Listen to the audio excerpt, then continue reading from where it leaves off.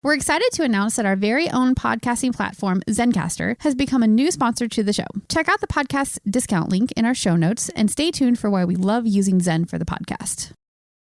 You're listening to the Archaeology Podcast Network.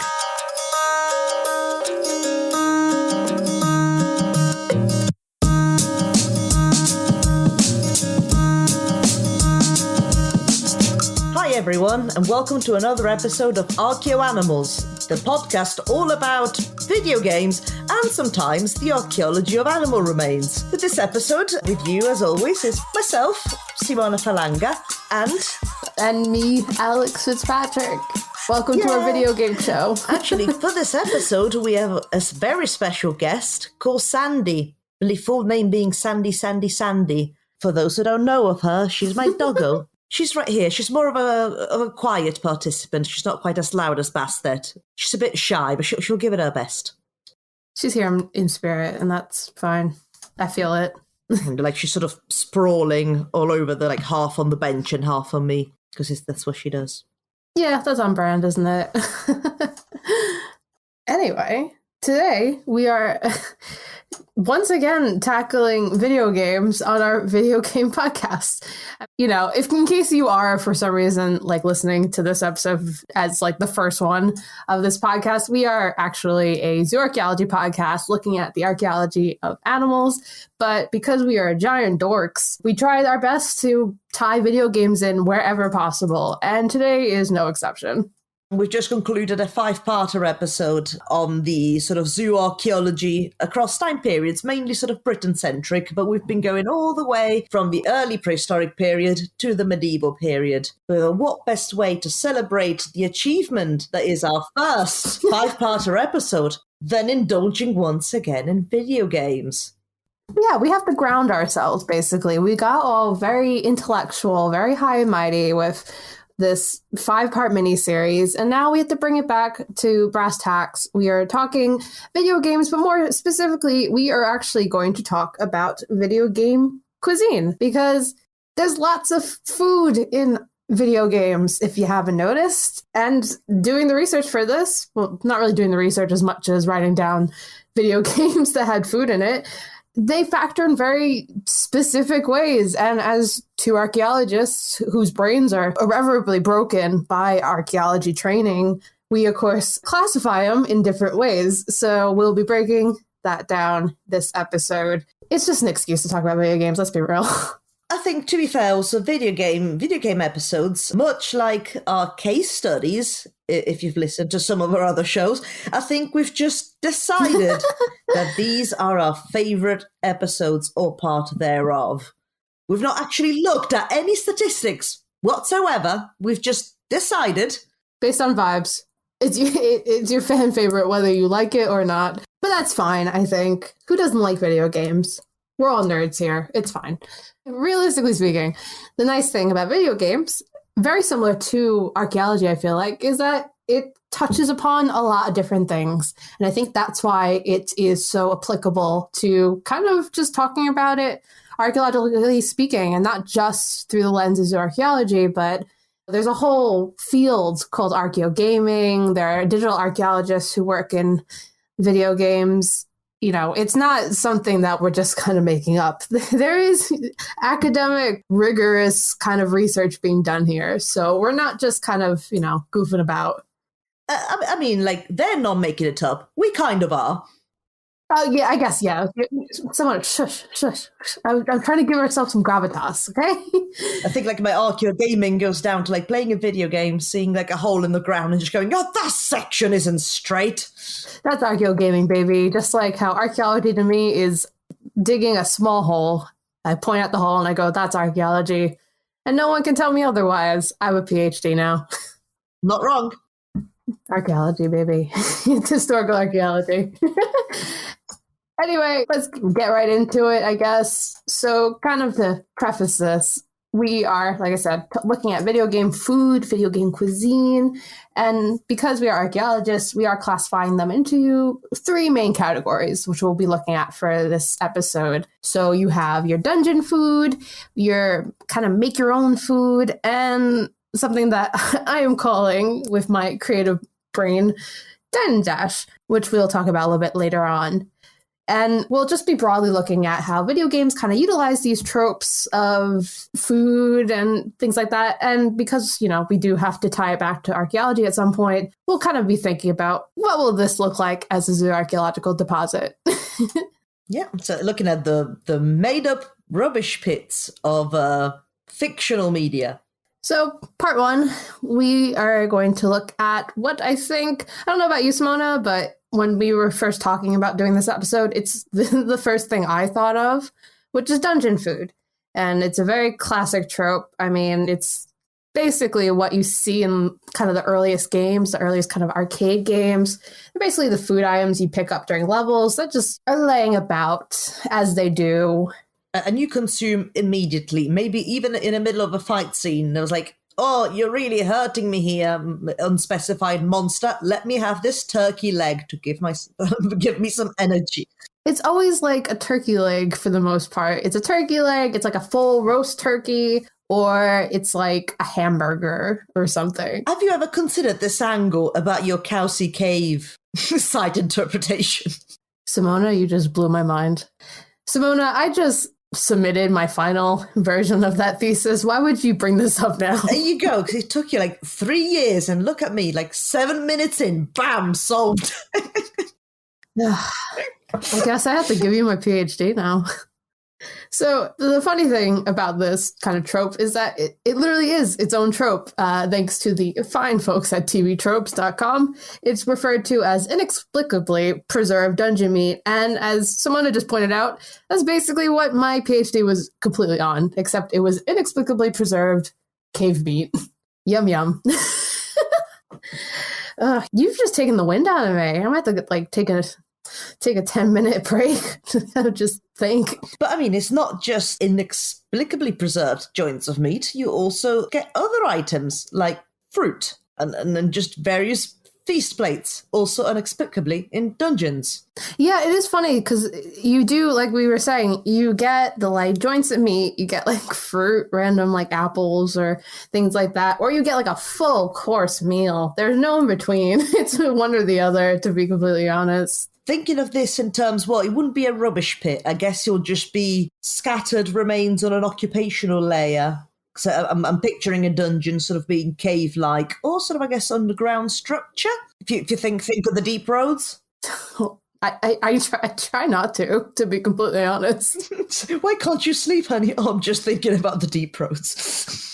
I'm just trying to remember if I have the mod installed where it'll let me skip the deep roads. That's for the Dragon Age fans out there. We'll get to you guys in a little bit, don't worry. But we were thinking about this. The first thing I thought of is, and I don't know if you've ever played it, it's called Gauntlet. It's a very classic arcade game. I loved Gauntlet as a kid. I still love Gauntlet. I played it 2 weeks ago at an arcade. And it's got a very famous line where if you're running out of health, the narrator goes player 1 needs food badly. So that's immediately what I thought of. And I, assuming the episode title makes it past editing, that will be the title of this episode as well. I also kind of feel attacked by that line. Player 1. I always need food badly. What are you talking about?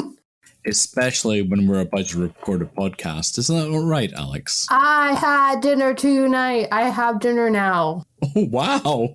That's amazing. It's called growth, Tristan. Oh, this character arc of having dinner before a show so you're not hungry during recording. That's great, Alex. To be fair, I did literally finish dinner and then walk up to record. So it's not there's a big gap of time in between. You know what? It's growth. We like this character arc. This is the new development. Well done. Yes, we try. I'm an adult now. It's fine. Anyway, Gauntlet. Food items. That's what you pick up in Gauntlet. You just kind of open up chests, or you break stuff, and ooh, look, it's a full turkey. I will eat that, and I get health, and you got some kind of considerations to think there in terms of who's just blocking chests up with an entire course of food. But hey, it could be ritual. It's fine. Yeah, the ritual of hunger. So you're just going to break the chest so you can eat. This kind of trope is basically, Gauntlet's not a side-scrolling game per se, but any side-scrolling beat-em-up type of game seems to have this trope of food, like Streets of Rage, those type of games. You break a couple of crates, all of a sudden you've got a burger and a soda, and your health's fine. And the funny one that I want to specifically mention, because I think it's interesting to think of archaeologically, is, have you played the Castlevania games at all, Simona? No. I haven't either, to be fair, but I've watched my partner play them a bit, and I know of them. So is it like a PC game? What was it originally? I'm asking disembodied voice Tristan if he knows offhand. Was that? I think it was like a SNES or like right? NES kind of game. Yeah. Yeah, and they've obviously, it's come back every so often, it's rebooted, and I think my real experience with it is in the most recent Super Smash game, but is basically spooky Dracula type game. And the funny thing about it is that it has this dungeon food trope. But for some reason, one of the ways you get food is you knock down walls and you find food just behind the walls. Is that not how you do it? Yeah. I mean, is that how you eat dinner every night? Yeah, just like next thing I know, I just live in a garden because there's no walls left. I was going to ask when I came over that one time to have dinner that your walls were basically smashed to pieces. So that explains a lot now that I think about it. Yeah, that's how we fit the fireplace the first time round. It was actually all wall before, and then he just, to get that roast out, smashed the wall a bit, got a roast out of it. But like the funny thing about the Castlevania games is I'm not entirely sure, I don't think it's a reference, but there is a lot of references with regards to foundational deposits, something that I believe you enjoy as much as I do, mummified cats in walls. The idea of putting animal remains into walls is a very, not common, but folklore-ish type thing, especially around these parts. Yeah, just not something I'd immediately think of eating. True, I wouldn't eat a mummified cat, but I guess the idea of like putting meat, like some animal remains into walls. For me, again, as a later prehistoric archaeologist, it's something that you see a lot in Scotland with foundational deposits. I mean, there are a lot of roundhouses they start taking apart for excavation, and you just find loads of dead things, dead animals, dead people, bits of animals, heads. I think it's the case further south as well. So, like, especially the threshold of a roundhouse, you do tend to have anything from either like young animals, I believe lambs are found, unless I'm much mistaken. Also dogs, also babies. Well, that feels very much the case of that kind of liminality aspect. You find in a lot of, this is speaking kind of simplistically and broadly, but you find a lot of these kind of threshold deposits, especially where I work in Scotland, are juvenile animals, juvenile humans, because they're in that weird in-between of infant and adult. And there's a lot you can say about liminality, which is my favorite word next to ritual. Definitively, we do not know why these deposits took place in the later prehistoric period. I think there's all sorts of theories being put forward here and there about, almost like as a lucky charm, if you will, or even though, like, thinking about it, if this young living thing has passed way before time, didn't have much in the way of luck, I'm not sure they're going to give you any either. But hey, we'll ultimately never know. But it's very interesting.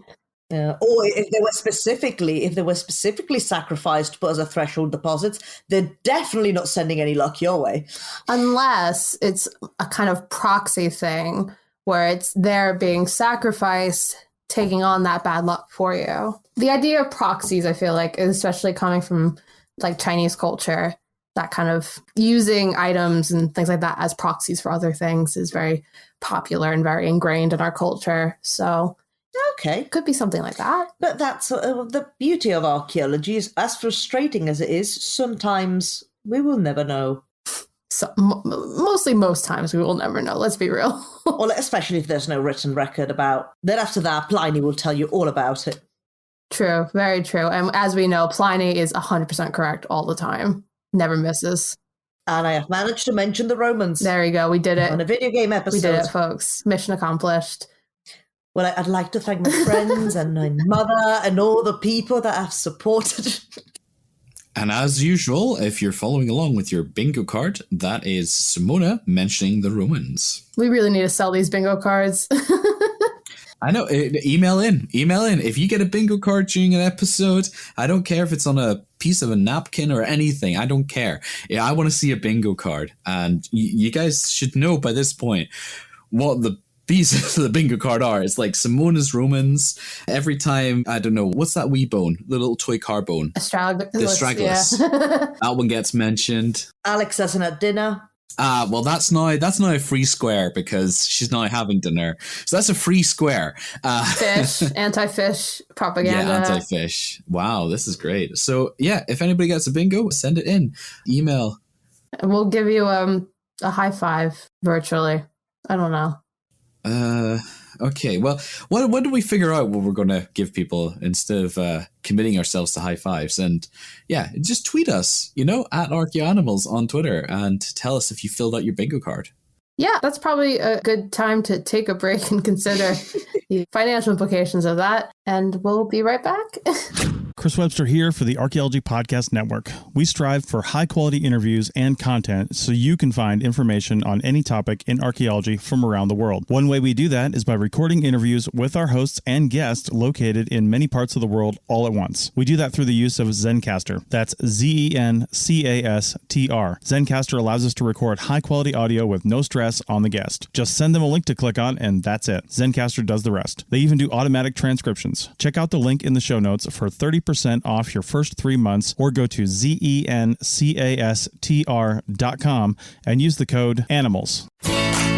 Looking to expand your knowledge of X-rays and imaging in the archaeology field? Then check out An Introduction to Paleoradiography, a short online course offering professional training for archaeologists and affiliated disciplines. Created by archaeologist, radiographer, and lecturer James Elliott, the content of this course is based upon his research and teaching experience in higher education. It is approved by the Chartered Institute for Archaeologists as 4 hours of training. That's in the UK, for those of you that don't know. So don't miss out on this exciting opportunity for professional and personal development. For more information on pricing and course structure, visit paleoimaging.com. That's PALEO imaging.com, and look for the link in the show notes to this episode. And we are back with ArchaeoAnimals, the video game podcast that is sometimes about archaeology, but is mostly about video games, including today, where we are talking about the archaeology, or zooarchaeology, technically, of video game food. So I think in this part of the episode, we're talking about the video game food that you will make yourself. So like in a game when you find several ingredients and then you usually find a cauldron somewhere, we can add them all together and you get sort of specific buffs or health benefits from making the food. Yeah, if you play Breath of the Wild, you get that fun little, it's not even a song. It's like have you played Breath of the Wild? No. So they introduce, from what I understand, because I have played it, but it's the only Legend of Zelda game I've ever played. They've introduced making your own food as part of, like you were just saying, making your own food to create buffs for not only your health, but power-ups, things like that. And when you go to a pot and you throw a bunch of stuff in, and then it goes like... And Link doesn't do a little dance, but me personally, when I play the game, I do a little dance. Valid. I don't know why I brought this up, but I guess it was very important for me to tell the audience that I do a little dance when that plays. Put that in the bingo card. Alex does a dance. I'm pretty sure that you can cook your own food in The Witcher as well. Who does that? I don't. Do you? This is someone who's more invested than me, I guess, probably would. I mean, the one thing I remember about The Witcher was the staggering amount of rotten meat that you'd find all the time. And I think as a Witcher, you could probably, could you consume it? Well, as someone who's actually replaying the game on New Game Plus right now, so I'm level 70 and haven't even gotten through the first main quest in Velen, I don't know if you can eat it. You can use it to craft. Like, you can dismantle it and make it into leather for crafting, which is what I do. Because to be completely honest, especially playing on New Game Plus, you have all the potions already, so there's no point in eating food when I can just drink a bunch of swallowtail. Yeah, no, so no, I think that, no, the rotten meat you could sell for like one thing, whatever the currency is. But you do get an amount of meat, and of course you can go foraging, which does end up being 3/4 of your gameplay, just foraging. If you're a freak like me, you love doing it. Same way with Dragon Age and elf fruit, which I think gets commented upon at one time, that you just like go off into the fields picking elf fruit. There's a real sickness, and it's something that I have, and it's called completionist. And boy, do I go and get every single piece of elf fruit and iron. I have to as well. I am compelled to do so. Yeah, it's a sickness. And you know what? This is a safe space to talk about how we have to do these things. So it's like, and I don't want to be cured. No, I'm happy with it. Do you know why? Because my 100% of potions and upgrades is perfection, and you can't take that away from me.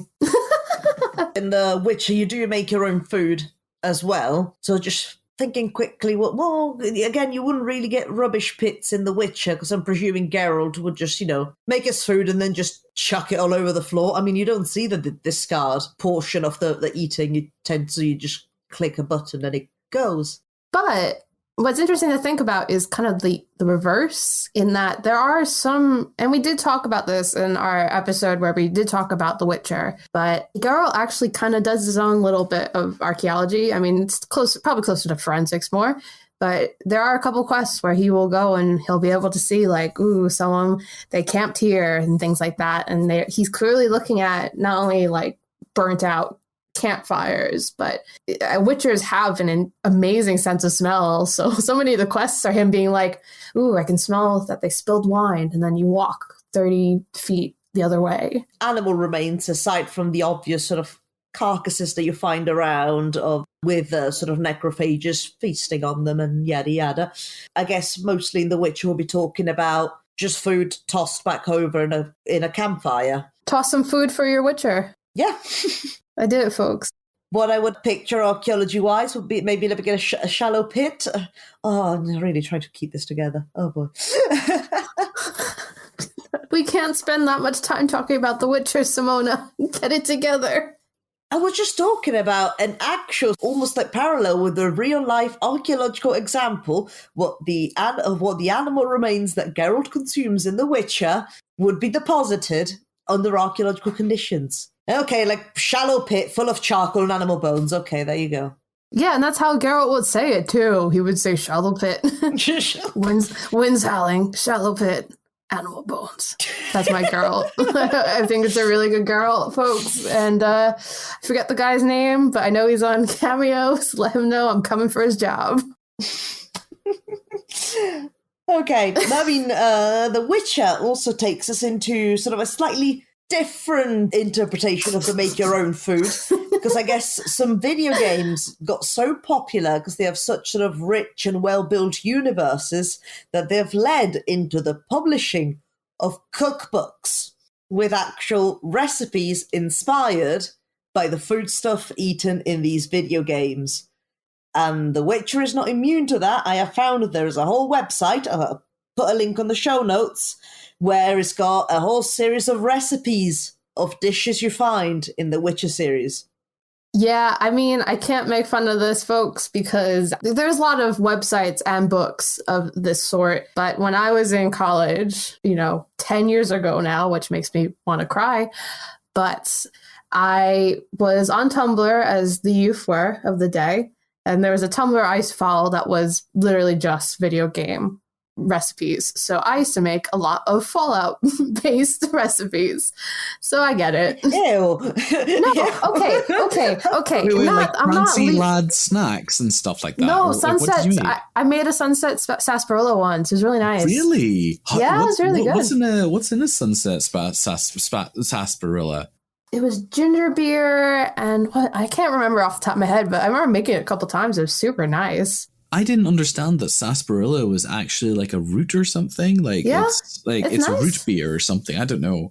I have some Fallout 3 posters that I have, and one of them is from New Vegas, the guy drinking the Sunset sarsaparilla one. Yeah. I got that as a poster. Also, happy 11th birthday, Fallout New Vegas, one of the greatest games of all time. Shout out to New Vegas. Yeah. Absolutely fantastic. 11th, oh boy. Yeah. Ain't that kicking ahead? I know. Oh. I remember when it was broken for my friend's PS3 and like the saves would just delete themselves. I remember when it's broken in 2021 and still is, but I love it. I can't make fun of it. It's perfect broken game. Do you know, I actually lost all my save files except my most recent one, and I last played it in 2014, and then over the pandemic I decided to boot it up again in 2020, and I'm literally at the last bit, and I've literally got 5 minutes of gameplay left, and I'm just trying to play it like 1,000 times differently. I should really go back because I've seen some really amazing plays. There's some great mods. But I've played through 3 through 4 during the pandemic, and hot take, New Vegas is the best one. Yeah, I think I can agree with you on this one. 3. Simona, get off the podcast. 3. Get off. 3. Boo! Who cares about green filters? Boo! Anyway, back to the topic at hand, because it's not like we haven't got much to cover and all. Yeah, to be fair, we do need to let Simona talk about Dragon Age and Skyrim. Oh, I can leave you Skyrim if you like. No, it's fine. Go for it. Oh, so it's me going the closest thing you'll get to Romans, you know? Well, because I guess I'm the one person that's sad enough to actually own the hard copy versions of these cookbooks. So that was the easiest research ever, from exactly here on my bench in the kitchen. They're right behind me. I'm looking at them. Because yes, not only there's a website entirely dedicated to The Witcher, we also have recipe books. Well, Skyrim gets his own official cookbook. For Dragon Age, it's actually in the big compendium, so the World of Thedas, Volume 2, that also has a section on food and recipes. So I figured, well, let's take a look at the rubbish pits of Thedas and Skyrim, because why not? You know, exactly. We love to see it. I've tried to be selective, especially with Dragon Age. Now with Thedas, of course... Sorry, I just want to point out, folks, Simona says she wants to be selective. If you could see what the show notes looks like for this section of the episode, Simona's written the thesis. Excuse me, I am dedicated to this podcast, dedicated to the listeners, because the video games, they're their favorite episodes. This is true. You are right. You're correct. Hire us, BioWare. In Thedas, of course, as in the real world, regionality applies, so different food stuff and especially different types of meat or fish would be consumed depending on whereabouts on the continent you are. So the first example that I thought of was some of the food consumed primarily in Starkhaven, which, for those who are not familiar with it, is an affluent city-state of the Three Marches that's located on the banks of the Minanta River. As you'd expect, a lot of the meals are freshwater fish-based, so anything from carp and trout, which are specifically mentioned, which is strange because also Thedas always seem to get their own sort of fantastical animals. But when it comes to fish, no, it's carp and trout. They're not changing. They don't have any weird scales or anything. And one of the most popular recipes is what is essentially a fish pie, which is, however, topped with whole deep-fried small fish. And now, like, the first sort of immediate parallel with real-world recipes that I could think of is the Cornish stargazy pie. That is essentially like a shortcut pastry fish pie with a load of just whole fish at the top of it. In the case of the Starkhaven fish pie, the heads are sometimes removed, sometimes they aren't. But yeah, so in terms of what would that rubbish pit look like? So you'd have your cooked freshwater fish bones, some of the smaller ones even with signs of digestion. So that's the thing that you find archaeologically. And of course you'd have whole fish from the ones that have gone on the top, but also the rest of the carcasses with the heads that have been removed during processing. So that's one nice little neat rubbish pit. And to get a more meat meal, still in the Three Marches, the one I've picked is jellied pig's feet. Yum, yum. So, which are exactly what you think they are. And of course, as the pig's feet are boiled, what you'd expect to find in your rubbish pit are cooked pig's feet, which will show signs of cooking and boiling specifically, but not charring. Of course, different cooking method. Which makes it interesting in terms of interpreting a Thedas rubbish pit, because normally, if you got a pit with a load of animal feet in particular, it can usually be interpreted as a sign of hide production, because as when the animals would get skinned, the feet bones would usually travel with the hide. But yeah, except that in the case of the free marches, you also get whole feet that people just ate. So I guess what you really need to watch out for in this case is the taphonomical difference between feet that are sort of, I guess, untransformed by any sort of cooking and the ones that have been cooked. I can almost hear laughter in the background. I feel so sad. I mean, you're being very thorough, and we love that. But I will say, you can actually see the difference between, more boiled foods than straight up cooked. And obviously, some bones you'll see the charring, but not every bone gets that kind of direct heat. So fun thing you can do is do some scanning electron microscopy, which is something I've done in the past, to look at cooked fish, specifically cooked fish.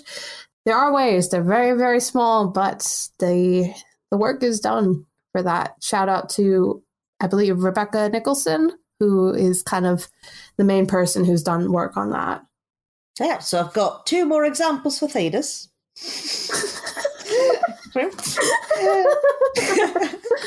Well, it's just across the sea, so if they would move from the free marches to Eldon, okay, where we got more fish, because I like you that much, because I found a traditional calamari recipe. And again, for those who are not familiar with the calamari, they're one of the native Eldon populations.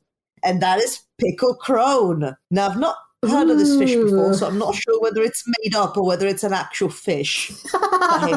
But I'm guessing it's a freshwater species, as this tribe usually resides by the Hafter River. The heads are removed when prepared, and of course the fish is pickled. So what you'd expect to find is the whole fish carcass minus the head at a consumption site, and the heads at a production site. Although, given that the calamari live in small hunter-gatherer groups, it's very likely that all fish would be prepared for their own consumption, so both will be found within the settlement boundaries. And that's for Eldon.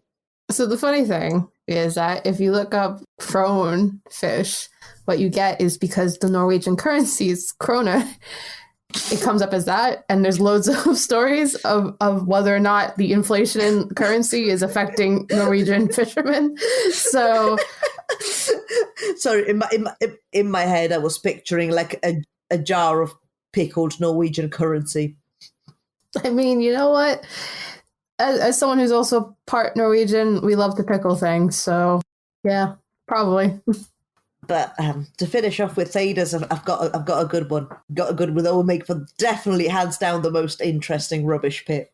As far as interesting as rubbish pits go. Here we go. The most extravagant recipe I could find is, unsurprisingly, Orlesian, the large and powerful empire located west of Ferelden, who likes to invade Ferelden a lot. Fantasy France.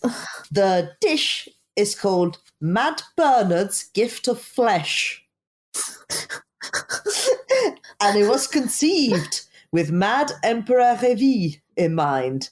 So it was an elaboration of the already popular nesting roast, so when multiple animals were stuffed within each other, usually game fowl. Now, for the Mad Bernard's Gift of Flesh, that would consist of a full wyvern stuffed by a gurn, a horse, a halla, antler and all, swan, duck, and quail at the very centre of it. Oh, yeah. The birds were deboned, except for the legs. So I guess that's what we would find in the rubbish pit, I guess what remains of the feasting. But it looks like the other animals were roasted whole. So we'd expect to find the skulls, antler, and all in your rubbish pit. Everyone, Matt Bernard's Gift of Flesh. Which I believe is based on actual medieval wild dishes, which I believe I've seen. I can't remember the name of, but if you watch Tasting History on YouTube, he does some great videos on historical recipes, and I believe he's done like a cockatrice, which is kind of similar, kind of turducken type thing. Live your extra life, medieval people. And as we live our extra life, I think we'll take a break and we'll be back with not our case studies, because this is an episode of case studies, but some more video game food. Something. You may have heard my pitch for membership. It's a great idea and really helps out. However, you can also support us by picking up a fun t-shirt, sticker, or something from a large selection of items from our TeePublic store. Head over to arcpodnet.com/shop for a link. That's arcpodnet.com/shop to pick up some fun swag and support the show. And we are back with our final part of the episode. Normally would be case studies, but we're just going to continue talking about video games because this whole episode's been an excuse to talk about video games. Let's be real. Simona, do you have any final thoughts about Skyrim and the Elder Scrolls? Because you spent a lot of time talking about Ferelden. I was selective. Yeah, you were selective. You still ran out of time. You never run out of time for learning. Anyway, Elder Scrolls, I guess we'll make this super quick, also because I care about Dragon Age more. Fight me. Now, I do own a copy of the official cookbook of the Elder Scrolls, although a lot of the recipes are mainly centered around Skyrim, which is, of course, a northern province of Tamriel, and therefore it comes as no surprise that many of the dishes are actually elaborations of popular northern European dishes. So, much like in Thedas, you see differences between inland and coastal locations. So, for example, around more coastal areas, such as Solitude and Winterhold, you find a higher amount of fish-based recipes. So, like, one of the more popular ones is coastal clam chowder, which is exactly what you'd expect. So, again, rubbish pit in Solitude, expect clams, oysters, mud crabs, and also a variety of fish. And those are like the more sort of land meat alternatives. I mean, the ones that I found, they are very similar to real world versions, if you will. It's just, like juniper lamb chops, which are particularly common in the southwest of Skyrim, as juniper grows abundantly over there.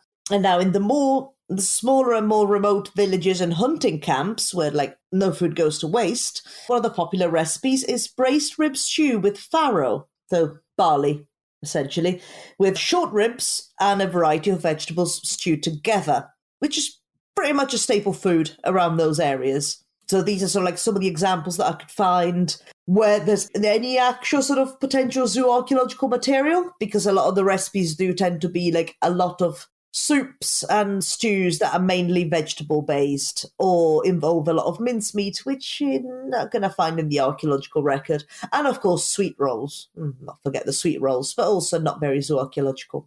Can I say it, please? Oh, Go. with a due sense of exhaustion and dread. Do it. Let me guess. Somebody stole your sweet roll? That's actually pretty good. That's pretty on point. Are you that voice actor? That one voice? One voice. Like, I got everything. Disrespect the law, you disrespect me. My cousin's out fighting dragons, and what do I get? God. Hey, I know who you are. Hail Sithis. They say Helgen got hit by a dragon. One of those horrors comes here. We'll be ready. What's the other one? Have you seen the Red Guard? They've got curved swords. Curved swords. Oh, they're so good. Great so game. Good. One voice actor for dozens of soldiers. We love to see it. Heard about you and your honeyed words. It's so good. Oh, I love it. Sorry. God might get nervous. Woman coming at him with her weapon drawn.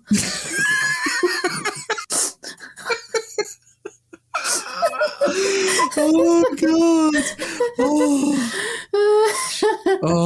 Oh, jeez. Sorry, Simona. Do you have any favorite lines from Skyrim? Do you have any favorite guard lines? So you can cast a few spells. Am I supposed to be impressed? I've not played that in ages. I got the remastered version of PS4 and then just forgot about it. Watch your hands, sneaky thief. Is this reminding you at all? No lollygagging. Oh, No no lollygagging. Oh, God. Oh, Skyrim's so good for that. Great game. Great game. Have you been to the Cloud District? No, I don't think so. Oh, whatever Nazim says. Sorry. I kill him every time. I'm sorry. I have derailed this entirely. I will slink back to my cave. Speaking of, actually, happy almost 10th birthday, Skyrim. Happy 25th edition anniversary, Skyrim. It's almost as bad as GTA 5 at this point. Hey, listen, speaking archaeologically, we will be finding many, many copies of Skyrim in the future, let's be real. Yeah, but like, there's so many of them that you wouldn't go as a small find or anything. It'd just be a bulk find, just put in with the bulk. Yeah, it'll only count as a different kind of like set if it's more than 25 meters apart from the next Skyrim copy. Or if you find a concentration of more than 10 Skyrim copies in the same feature. Do you know what? A really, really interesting side would be like, could you excavate someone's Steam library? You know, that would be interesting. But that is for another episode of possibly another show. So, yeah. What's this show about games again, I think? Disrespect the law and you disrespect me. Just wanted to bring that one out. I definitely don't have a list of Skyrim guard dialogue up. Is it all the Watch same the voice skies actor? traveler. I mean, Back to work. there is literally like 3 voice actors who play all the guards for the most part. So I used to be an adventurer like you, and then I took an arrow to the knee. I said it. The line. I do find it so confusing when like I encounter the same voice actor across sort of different games and that. yeah, Fenris is just every single Imperial soldier. Or that. And also I found out that Trainer in Mass Effect 3 is my Inquisitor. Yeah, same. I love that. She's great. I just looked at how long we've been spending doing guard impressions. We. Oh, to be fair, we being me and Tristan. Anyway, okay, last part. We can get this train back on its tracks. Dine and dash, actually, so we'll go through this fast. This is a part of the video game foods where you just kind of eat it. So pretty easy to talk about, if we're going to be honest. Food that drops from enemies, usually animals. So let's say Minecraft. If you kill an animal or a zombie NPC, they'll just drop meat of some kind. You can cook it or you can not cook it, although it makes it kind of sick, which is yummy. And this is something we actually kind of already talked about with The Witcher, because you do get raw meat and you can actually just eat the raw meat. It's fine. I mean, you're a Witcher. Your immune system can take it. My man's drinking like 30 different potions left and right. He can eat some raw meat. Yeah, just live your extra life, Geralt. This is actually, even though this is probably the simplest one to like talk about in terms of it being a trope, it's also probably the one you have the most zooarchaeological parallels, because if we're talking about, say, killing an animal in a video game and meat dropping, that's basically your simple kind of hunting camps. Lewis Binford is kind of the guy, love him or hate him, or feel very indifferent towards him like I do. He kind of literally wrote the book actually on this kind of cooking, cut marks, taphonomy type stuff. And he's kind of singled out those particular taphonomic characteristics that you associate with the sort of snacking consumption that's done at hunting camps. You're not really doing more formal eating. You're literally eating on the go. And of course, some hunting camps are also processing camps. So you'll have that in the rubbish pits. So you would assume something like that would be in the archaeology of Minecraft, which is a wild thing to say out loud. And I guess the thing related to that is, sometimes you're eating animals, and there are some games where you can eat other people.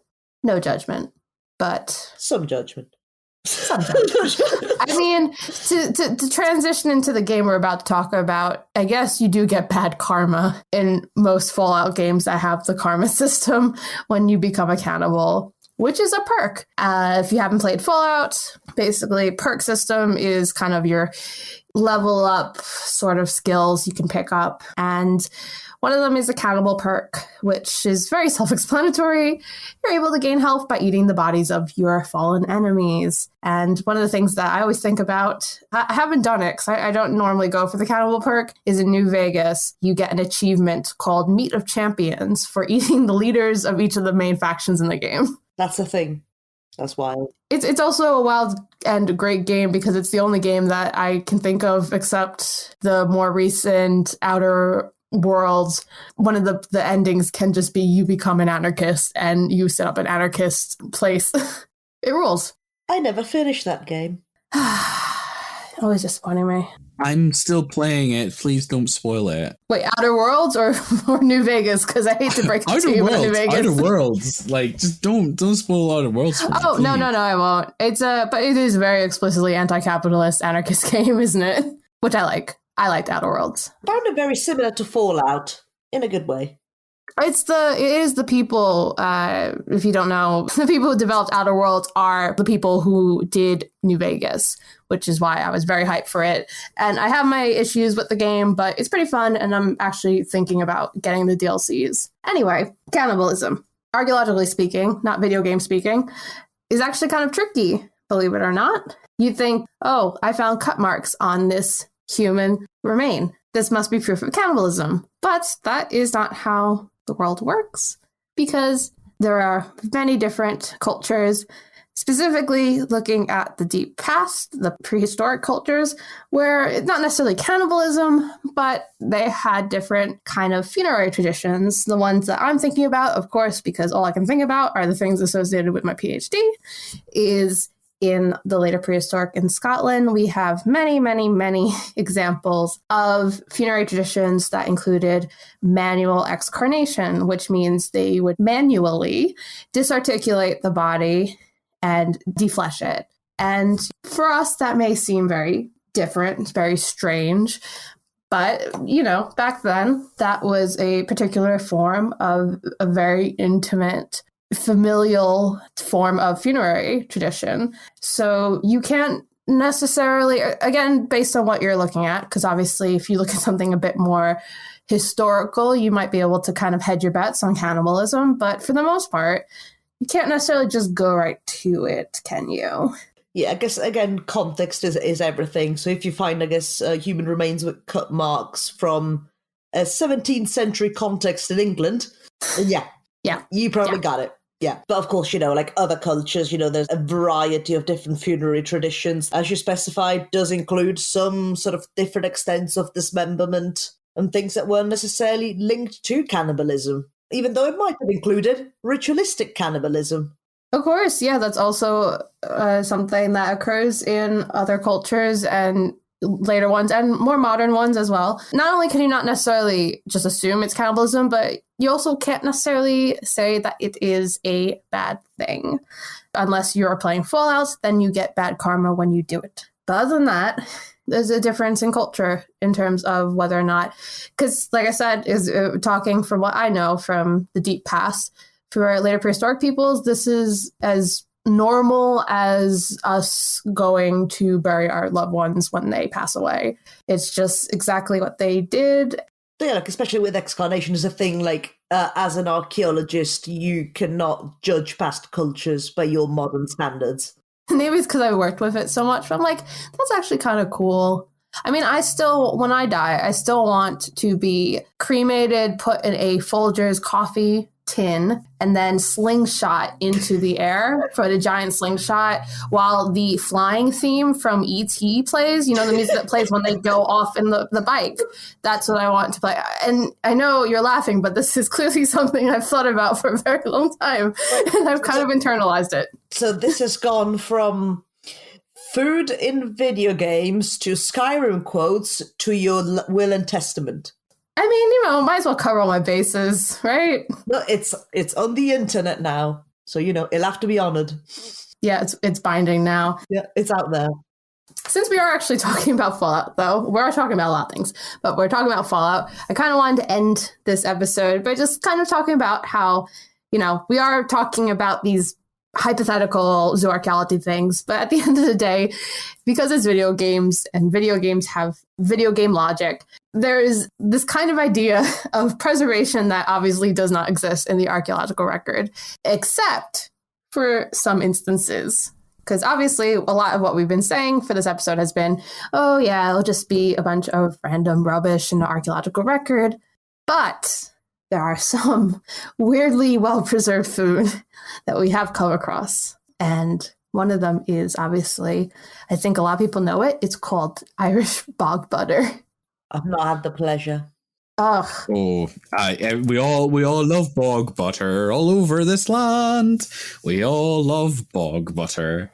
Do you know it's also really weird that, like, obviously the bog is also a euphemism for toilet, which also is really, really weird. Yeah. Because the bog roll is toilet roll. Yeah, I know what bog roll is. I've lived here long enough. Our listeners may not know that, and that's why I'm trying to explain to our listeners, Alex. Our listeners may also not know about the existence of squirrels, but we can't help that. Oh, gosh. You will never live it down. I know. Sorry, please tell us about the spreadable bog butter. I mean, there's not much to say other than that it's a bunch of butter that was well preserved because bogs preserve everything. It was excavated, I think, a couple of years ago now, and you can see it on display. And long story short, I want to eat it. I'm gonna do it. You can't stop me. I mean, the museum security might. Yeah, well, they could try. But what I like is that we have the Irish bog butter, but we also have the Herculaneum loaf, which is a carbonized loaf of bread that was found at the site of Herculaneum, which is one of the sites similar to Pompeii that was taken over by a bunch of volcanic lava. We got all that fun stuff that's preserved. The deal. Is Alex talking about Roman archaeology and not me? Ha! Well, I'm only talking about it because I want to say, but I'm going to take a slice of the Herculaneum loaf and I'm going to slather it in Irish bog butter, and then I'm going to probably explode. It's science! That's what we're going to do for our very last episode when we finally decide to rid the world of this curse that is our podcast. On the last episode, I'm going to eat the Irish bog butter with the Herculaneum loaf, and we'll see what happens. You can do that on live stream. Please don't do that. Well, you know what? Actually, if you want me to do that, let us know in the comments. You can message us on Twitter at ArchaeoAnimals. You can find us on Facebook also at ArchaeoAnimals. We are on the Archaeology Podcast Network. Tell your friends about us, subscribe, let us know in your reviews whether or not you want me to eat this Irish bog butter, Herculaneum loaf toast. And do you have anything else you want to say, Simona, before we end this episode? I disassociate myself from this podcast. We'll see you next time, folks.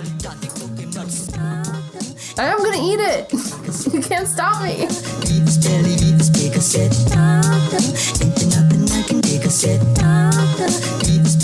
Thank you for listening to ArchaeoAnimals. Please subscribe and rate the podcast wherever you get your podcast from. You can find us on Twitter at ArchaeoAnimals. Also, the views expressed on the podcast are those of ourselves, the hosts and guests, and do not necessarily represent those of our institution, employers, and the Archaeology Podcast Network.